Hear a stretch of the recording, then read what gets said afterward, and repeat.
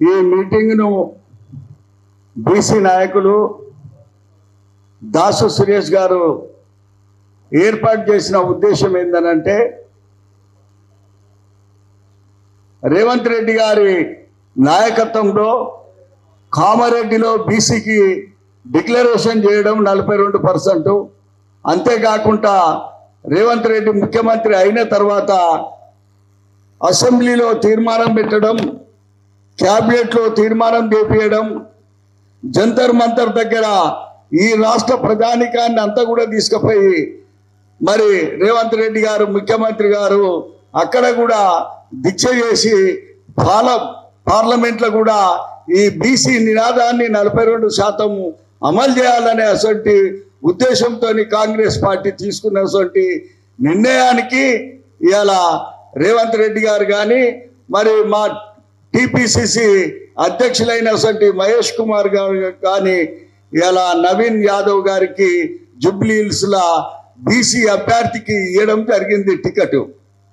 మరి ఈ టికెట్ ఇచ్చిన తర్వాత అనేకమైనటువంటి వ్యక్తులందరూ కూడా 3 పార్టీలను చూసినట్టే ఒక కమ్మ సామాజిక వర్గానికి, ఒక బీజేపీ వర్గానికి సంబంధించినటువంటి వర్గానికి, ఒక కాంగ్రెస్ పార్టీ బీసీ వర్గానికి ఇచ్చినటువంటి టికెట్ను యావత్ తెలంగాణ ప్రజలంతా 4 కోట్ల జనం చూడడం జరిగింది. దీనికి ముఖ్యంగా ఏంటంటే ఈ గెలుపు కోసము అక్కడ వివేక్ వెంకటస్వామి గారిని, తర్వాత అట్లనే అల్లూరు లక్ష్మణ్ కుమార్ గారిని, తర్వాత మరి నాగేశ్వరరావు గారిని, తుమ్మల నాగేశ్వరరావు గారిని, ఇట్లా 3గురితో కమిటీ ఏర్పాటు చేసి పొన్నం ప్రభాకర్ గారిని అక్కడ ఇన్ఛార్జిగా పెట్టి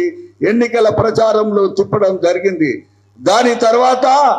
మళ్ళా కాంగ్రెస్ పార్టీ మహేష్ కుమార్ గారు రేవంత్ రెడ్డి గారి ఆధ్వర్యంలో అందరినీ మంత్రులతోని 7 డివిజన్లలో మరి వారిని అందరినీ వేసి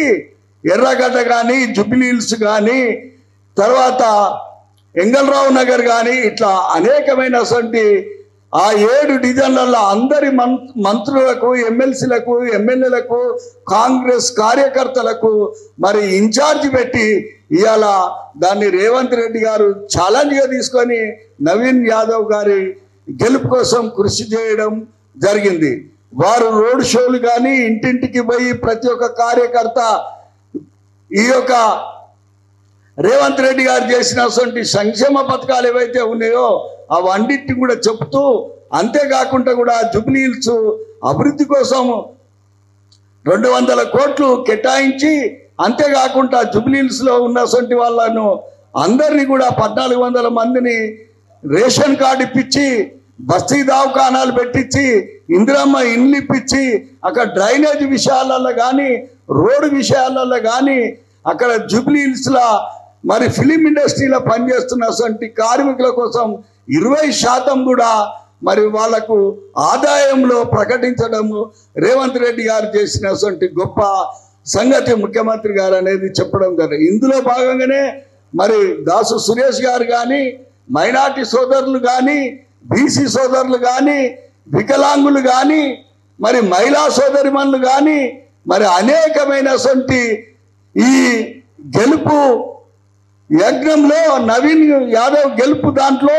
ప్రతి ఒక్కరు కూడా మరి వారు ఇవాళ డోర్కు తిరిగి రేవంత్ రెడ్డి గారి నాయకత్వాన్ని బలపరుస్తూ వారు చేసినటువంటి అన్ని సంక్షేమ పథకాలను ముందరు మరి అట్లనే శ్రీధర్ బాబు గారు మేనిఫెస్టో కమిటీలో పెట్టినటువంటి బీసీ నినాదం ఏదైతే ఉన్నదో దీన్ని సూచా తప్పకుండా ఇందిరమ్మ ఇండ్లు ఇవ్వడము, ఉచితంగా మహిళలకు బస్సు రవాణా ఇవ్వడము,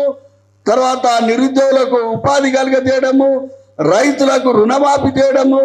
రైతుకు భరోసా ఇవ్వడము, ఇట్లా